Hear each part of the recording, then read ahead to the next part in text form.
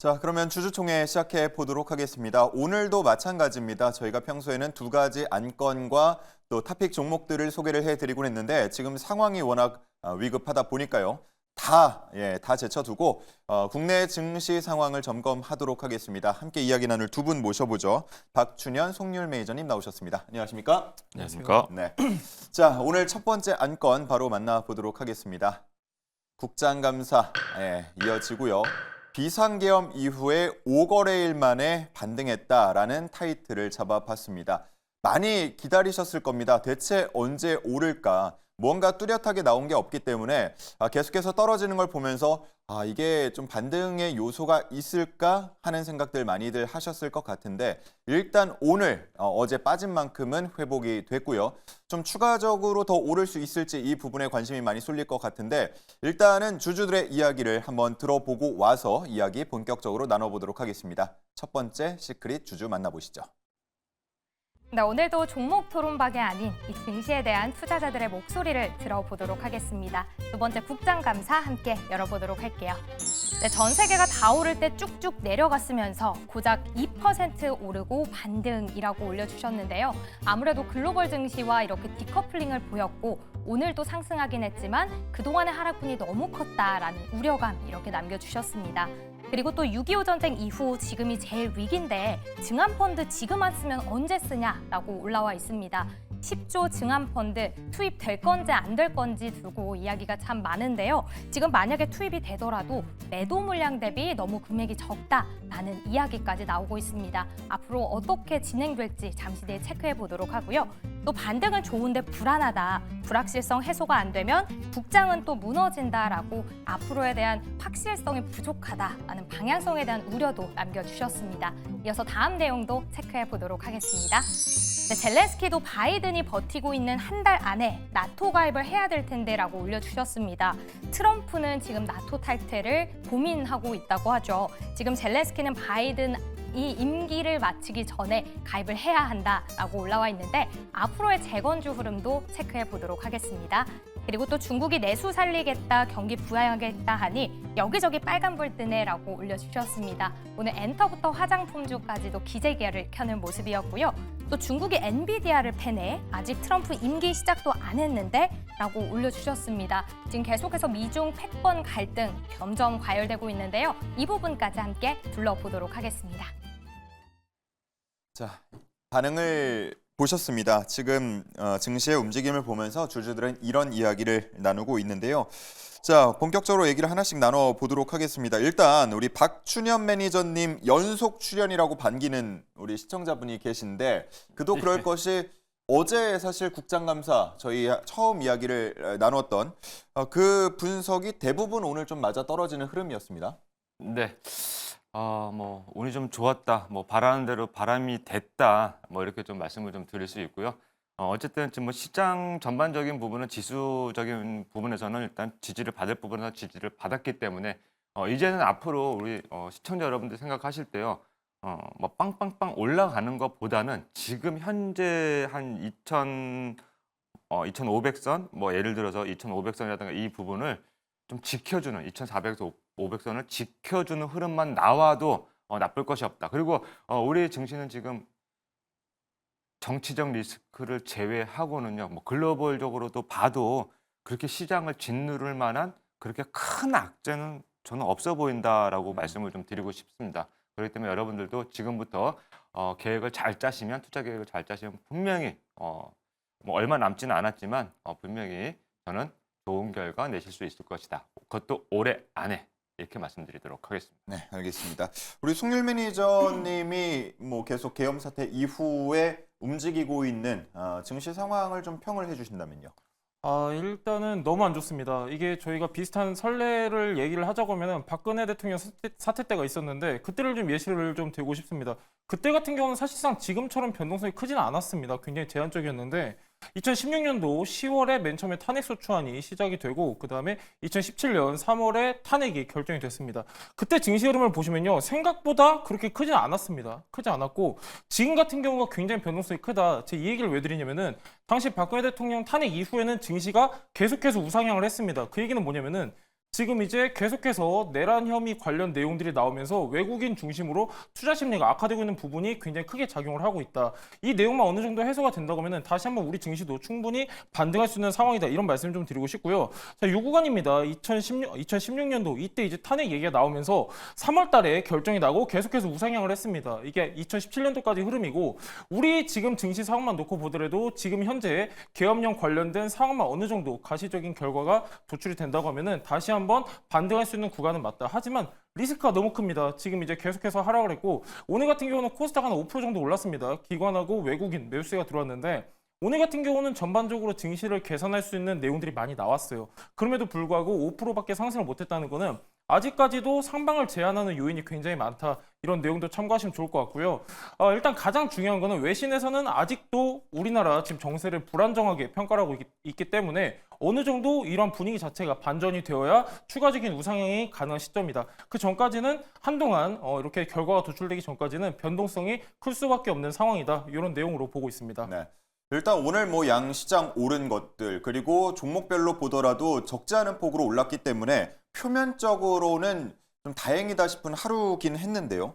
그런데 수급 상황, 투자자별 투자 상황을 보면 개인들이 이제 순매도로 나섰다는 말이죠.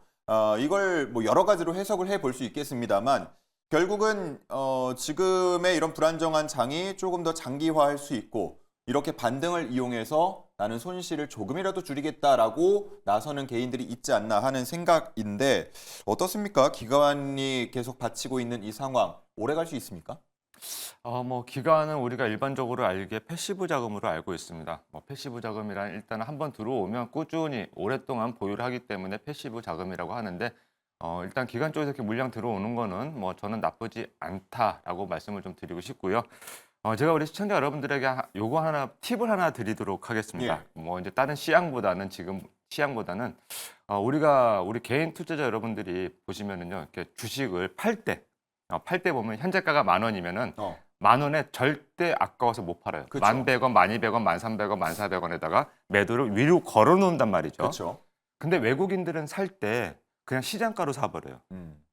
시장가로 사기 때문에 외국인들은 위로 올릴 때 주가를 위로 밀어붙일 때 시장가로 사기 때문에 외국인들은 매수, 우리 개인들은 위로 걸어놨기 때문에 매도로 잡혀요. 그러니까 개인들이 팔면 시장이 올라간다 이런 이야기가 나오는 겁니다. 예. 그래서 지금은 제가 어제도 말씀드렸지만 쉽게 지금 종목을 내다 팔 그런 상황들도 아니고 이미 어느 정도는 뭐 정치적 리스크가 이렇게 발생할지는 누구도 몰랐지만 그 전에 우리 시장이 좀 조정을 많이 받았습니다. 그래서 이미 뭐 싸움으로 보자면은 이 적절한 예인지 모르겠지만 싸움으로 보자면 이미 하도 많이 맞아가지고 더 이상 맞을 데가 없었어요.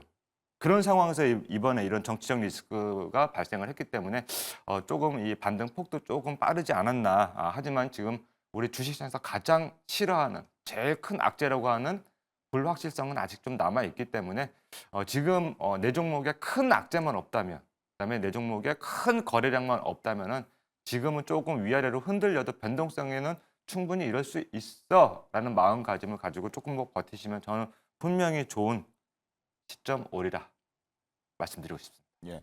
뭐 방금 불확실성 말씀해 주셨는데 우리가 뭐 이론적으로 보고 그리고 그게 가능하다 그러면 반등이 왔을 때 뭐 소폭 정리하고 다시 떨어졌을 때 다시 매수하고 할 수 있다 그러면 가장 좋을 것 같긴 한데 네. 주식 경험이 많으시잖아요. 이런 상황에서 어떻게 대처하는 게 좋은 그게 거예요? 안 돼요. 그러니까 예를 들면은요, 제가 만약에 예를 들어서 어떤 종목을 그러니까 삼성전자를 5만 원에 샀는데 네.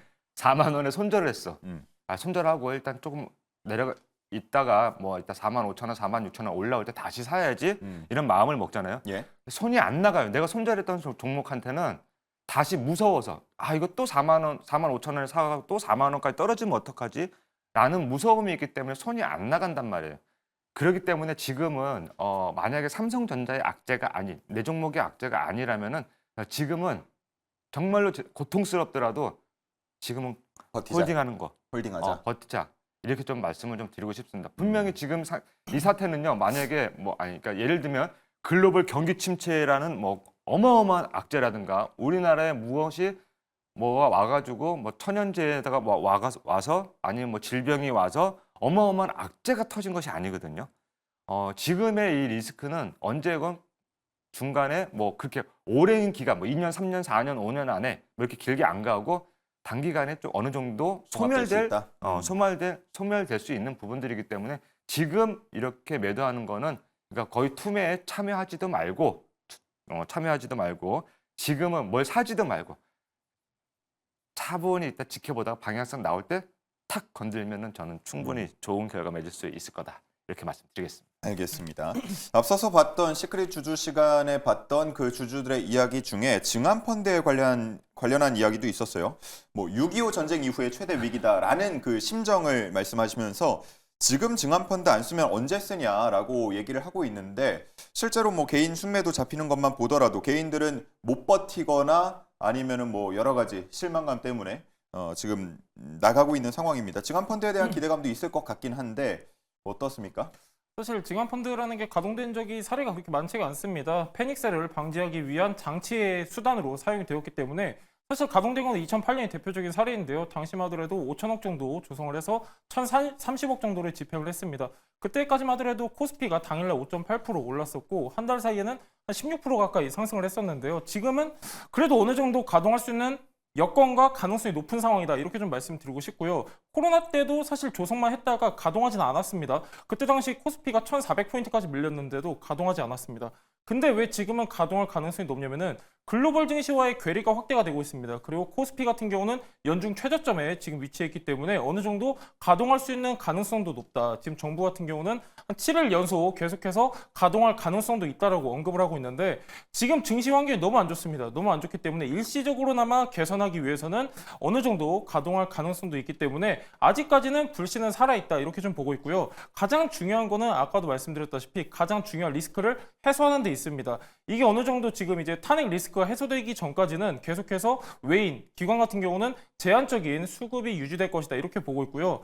지금 결국에는 가장 중요한 거는 이 가장 중요한 문제점을 해결하는 것이고 지금 이러한 이제 약간 사이드격인데 이런 이제 단기적으로 증시를 개선할 수 요인들은 사실상 그렇게 크게 영향을 미치지 않을 것이다.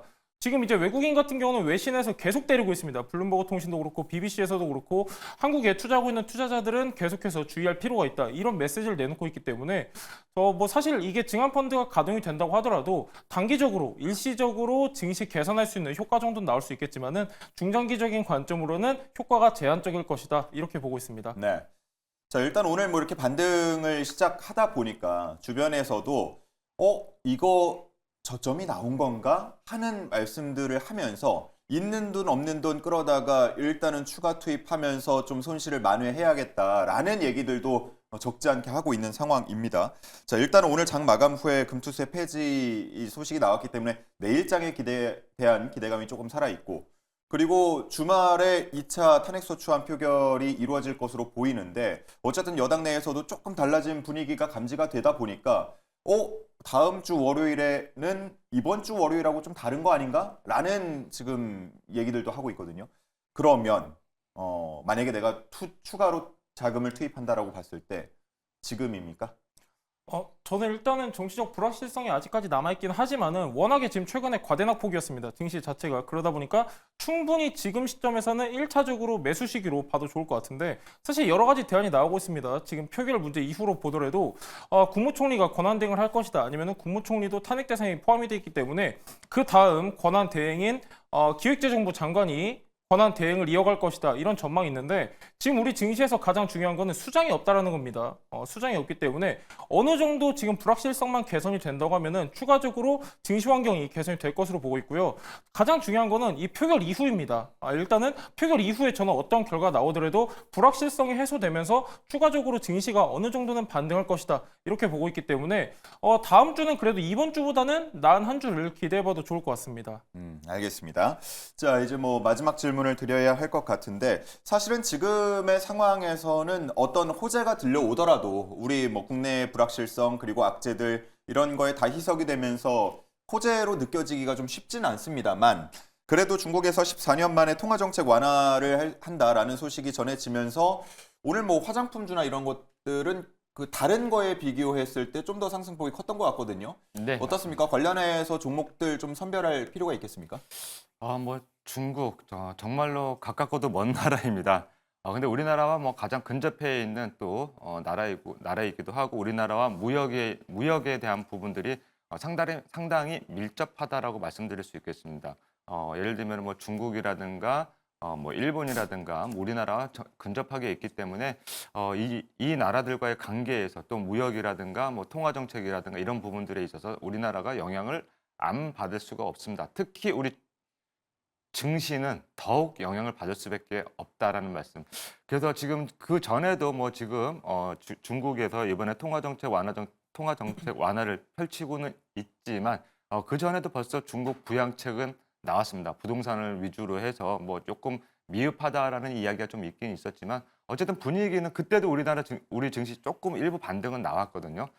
그렇기 때문에 지금은 저는 뭐 나쁠 것은 없다라는 말씀을 좀 드리도록 하고요. 역시 지금 중국 하면 유커 하면 일단 생각나는 게 화장품 섹터입니다. 그렇기 때문에 오늘 우리 시장에서도 중국 이야기 나오면서 가장 먼저 반응을 해주지 않았나. 그리고 또 화장품 섹터들이 굉장히 많습니다. 종목수가 뭐 제가 알기로는 한 3, 40개 이상 되는 걸로 알고 있거든요. 그렇기 때문에 지금 충분히 저는 요런 거 하나만 가지고도 충분히 투자 심리를 일부 좀 살릴 수 있을 것이다라고 말씀을 좀 드리도록 하고요. 오늘 지금 제 화면 옆으로 뭐 VT 그다음에 한국화장품 제조 뭐 등등등 두 자릿수 오른 종목이 많아요. 네, 두 자릿수 뭐 오늘 뭐 네오팜도 마찬가지고 이렇게 지금 방금 이렇게 보여지고 있는 기업들이 대표적인 기업들이거든요.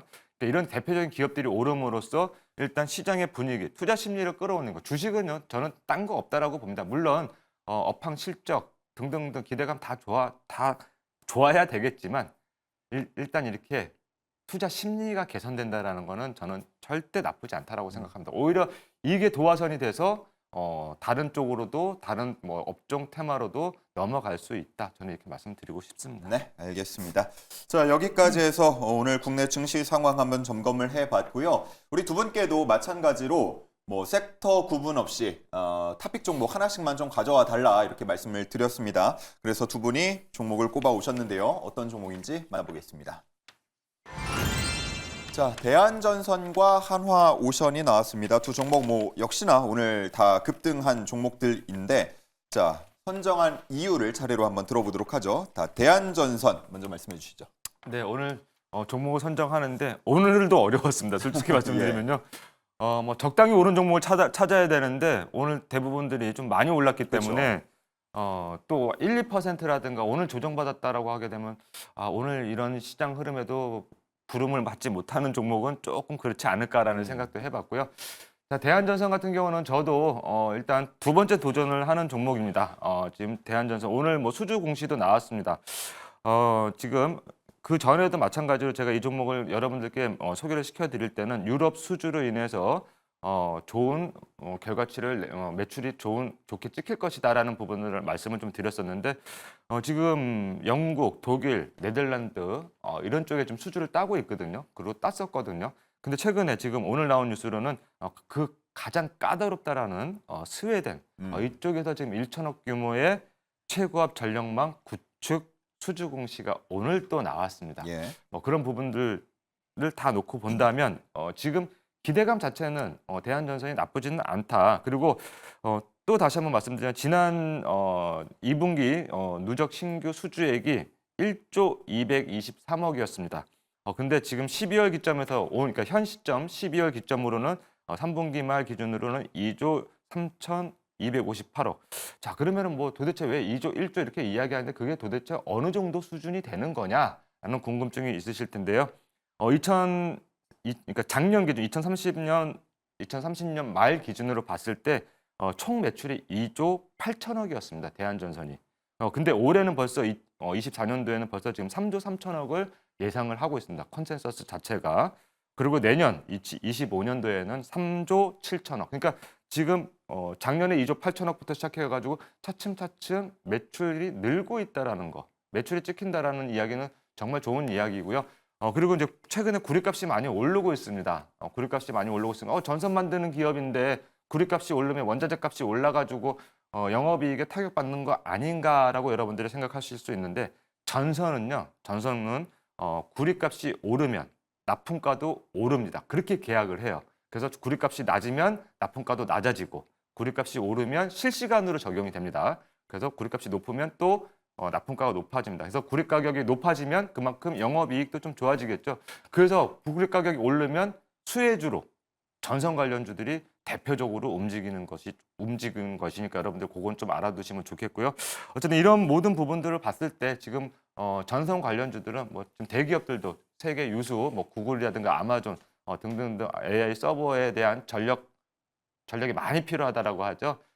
그래서 지금 전력 관련주들은 제가 봤을 때는 이번에는 지금 우리 텐베거가 이제 4분기가 12월 달에 마감이 되지만 저는 내년 상반기까지는 꾸준히 좀 봐야 되지 않겠나 이렇게 말씀을 좀 드리고 싶습니다. 네. 올해 2만 원을 넘긴 적도 있었던 대한전선이기 때문에 자 지금 한 반 정도 떨어진 상황입니다. 그 상태에서 재도전한다라고 말씀을 해주셨고요. 자 다음은 우리 송률 매니저의 종목 한화오션입니다. 예, 하나오션 최근에 4만 1,000원까지 갔다가 조정받고 내려와 있는 상황입니다. 하나오션이라고 하면 또 LNG선 좀 말씀을 드려야 되는데 하나오션 같은 경우는 LNG선의 매출 비중을 70%까지 확대하겠다라고 발표를 했습니다. 지금 계속해서 수주량은 증가하고 있는 상황이고 실제로 지금 이제 3, 4분기 기준으로 봤을 때 우리 국내 조선업계 같은 경우는 글로벌 LNG 이제 수주 점유율이 60% 가까이를 계속해서 유지를 하고 있습니다. 지금 추가 수주도 계속해서 논의가 되고 있기 때문에 추가 LNG에 대한 기대감도 더해줄 수 있는 종목이다. 체크하시면 좋을 것 같고요. 한오션 같은 경우는 제가 10월 달에 말씀드릴 때 미국의 필리조선소 인수 내용을 좀 말씀드렸는데 필리조선소를 인수하고 미 해군 MRO 수주에 성공을 했습니다. 지금 두 건의 수주를 받은 상황인데 지금 이 두 건 같은 경우는 미 해군 7함대 소속인 급유함과 이제 운반선에 대한 MRO를 지금 수주에 성공을 했습니다. 지금 계속해서 MRO 같은 경우는 굉장히 큰 시장이고 우리나라 기업들이 이제 막 뛰어든 분야이기 때문에 앞으로도 추가 수주 기대감이 더해질 수 있고요. 미 해군 MRO 같은 경우는 20조 원 정도 시장에서 전망을 하고 있는데 전 세계 함정 MRO 같은 경우는 80조 원입니다. 그중에 4분의 1을 미 해군이 차지하고 있고 지금 이제 막 우리 기업들이 수주에 성공하는 구간이기 때문에 추가 수주 기대감도 더해질 수 있는 종목입니다. 지금 이제 한오션 같은 경우는 건조 능력이 굉장히 뛰어난데 군함부터 잠수함까지 다 건조를 하고 있습니다. 지금 미 해군 같은 경우는 올해부터 2028년까지 200조 원을 들여서 군함 55척을 건조한다고 발표를 했습니다.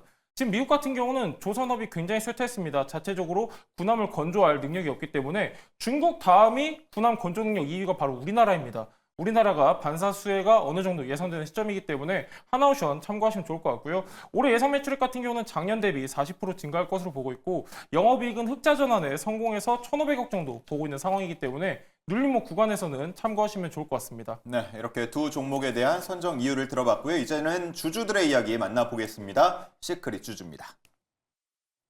네, 시크릿 주주 시간입니다. 이번에는 대한전선 종목 토론방 먼저 입장해 보도록 하겠습니다. 역시 여러 의견들 올라와 있습니다. 리포트 차근차근 준비 중이다라고 올려주셨는데요. 본격적인 수익성 개선 내년 하반기부터 기대되고 있다고 하고요. 얘는 상한가 가려면 3천억은 수주해야겠다 키키라고도 남겨주셨습니다. 최근 1,000억 원 규모의 스웨덴으로의 수주 소식이 들려왔는데요. 3배는 더 해야 30%는 올라주는구나라는 아쉬움 남아있네요. 다른 의견들도 체크해보시죠. 적자 기업도 아니고 매출도 영업이익도 상승세인데 왜 이렇게 안 움직이냐라고 남겨주셨습니다. 3분기 실적 나쁘지 않게 나왔음에도 불구하고 주가 흐름은 조금 아쉬워요라고 남겨주셨고요. 압수수색해도 나오는 게 없으니 3차까지 하는 거지 기술 유출 걱정 마라 라고도 남겨주셨습니다. LS전선의 기술이 대한전선으로 유출됐다라는 의혹에 현재 수사 중이죠. 최근 이슈까지 언급해 주시는 모습이네요. 그럼 자세한 의견 한 가지 들어보시죠. 방망이를 짧게 잡아야 됨. 얘는 항상 반등한 이후에는 하락세가 길었다라고 남겨주셨습니다. 과연 말씀해주신 것처럼 수익성, 폭을 조금 낮게 잡아봐야 할지 잠시 뒤 구체적인 가격 전략 만나보시죠. 그럼 다음 종목 토론방 하나오션 입장해 보도록 하겠습니다. 여러 의견들 올라와 있습니다. 어제 무서워서 던진 거 반성합니다. 믿음이 부족했어 라고 남겨주셨습니다.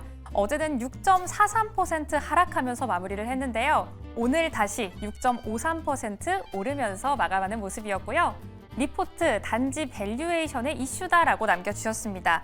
경쟁사 대비 실적 개선이 더디다라는 내용 담겨 있었네요. 다른 의견도 체크해보시죠.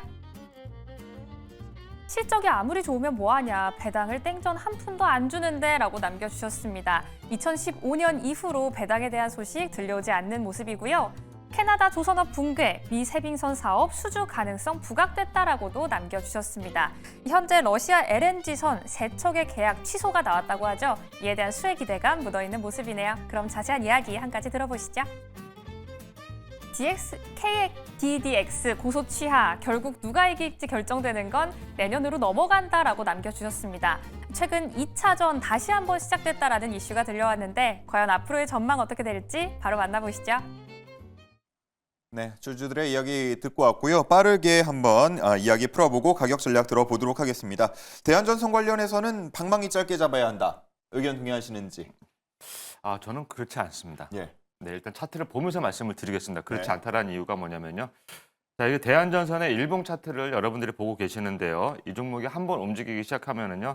자, 이때가 10,000원에서 44,000원대까지, 그다음에 13,000원에서 20,000원대까지. 최근에도 지금 올해도 거의 뭐 9,000원대, 10,000원 부근에서 20,000원까지 한번 움직이기 시작하면은요. 어마무시하게 움직이는 종목입니다. 그만큼 끼와 연속성이 다분하다 이렇게 말씀을 좀 드리고 싶고요. 자, 윗꼬리와 오늘 뭐 윗꼬리가 좀 적었기 때문에 괜찮다, 장대 양봉이면서 근데 거래량이 좀 부족했다라는 말씀을 하셨어요. 자, 근데 그걸 말씀드릴게요. 자, 어제 같은 경우는 이렇게 제가 또 확대해서 말씀드리겠습니다. 어제 지금 조정을 받았죠. 대한전선이 5% 정도 조정을 받았습니다. 어제 제가 이 자리에 나와가지고 이 종목의 악재라든가 내 종목의 악재라든가 큰 거래량이 없다면 던지지 마라, 쫄지 마셔라. 조금 더 기다려봐라. 시장 조금만 돌려주면 거래량 없이도 어떻게 된다? 그 상승폭이 클 수 있다. 그 말을 바로 이 종목이 지금 어떻게 보면 증명을 해줬다라는 말씀 다시 한번 드리도록 하고요. 일단 목표가부터 먼저 말씀을 드리도록 하겠습니다. 일단 대한전선 목표가는 2만 원 제시해 드리도록 하겠습니다. 2만 원까지는요. 이 중간에 여기에 지금 무엇이 없다? 매물이 없다. 이렇게 말씀을 좀 드리도록 하고요. 손절 라인은 지금 하단 부위에 이렇게 제가 좀 길게 볼게요. 길게 보면은 지금 9,000원 선 정도에 지금 지지 라인이 강력하게 형성이 되어 있습니다. 여기에 지금 이 종목이 올 초에 바닥에서 박박 길 때 9,000원 라인이었거든요. 네, 그러니까 그 부분을 깨지면 안 된다라는 개념으로 9,000원 제시해드리도록 하겠습니다. 네, 좋습니다. 목표가가 2만 원, 지금의 거의 2배의 수준입니다. 손절가는 9,000원 참고를 해주시면 되겠고요. 자, 한화오션 관련해서는 이 고소 취하 이슈 궁금해하시는 분 계시고 역시나 가격 전략도 함께 들어볼게요. KDDX 관련해서 HG 현재랑 한화오션이랑 서로 양측을 상호 고소하기도 했습니다. 고소했는데 일단은 고소 취한 상황이고요. 양측 수장들끼리 어느 정도 교감을 하면서 분위기가 반전되는 듯 보였는데 아직까지 감정의 골은 깊은 상황입니다. 보통 이제 이런 대형 군함 프로젝트가 진행이 된다고 하면은 개념 설계가 이루어지고 그다음에 상세 설계, 그다음에 건조 이렇게 들어가는데 상세 설계 수주 관련해가지고 이견이 생겼습니다. 근데 중요한 건 뭐냐면은 지금 서로 고소를 하고 싸우고 화해하고 이게 아닙니다. 지금 KDDX 이 사업이 추진이 되려면은 방위사업 추진 단장에 허가가 있어야 되는데 그 허가가 바로 국방부 장관입니다. 현재 지금 공석이죠. 지금 이 추진위원회에서는 국방부 차관이 대행을 해서 진행할 수 있다 이렇게 내비쳤는데 그렇지가 않습니다. 지금 이게 관련된 부서가 여러 부처가 있습니다. 대통령실도 있고 국방부도 있고 그다음 산업통상자원부도 있기 때문에 사실상 내년까지 지연될 가능성이 있기 때문에 KDDX 같은 경우는 지금 고소보다는 지연의 가능성이 높은 상황이다. 체크하시면 좋을 것 같고요. 지금 하단 구간 같은 경우 26,000원 보이실 텐데 가장 중요한 거는 저항매물대입니다. 저항매물대 같은 경우는 상단에서 어느 정도 지지받았던 36,000원 구간이거든요. 목표가는 36,000원, 손절가는 26,000원 보도록 하겠습니다. 네, 좋습니다. 한화오션에 대해서 가격 전략 하단에 나가고 있는 점 참고해 주시기 바랍니다.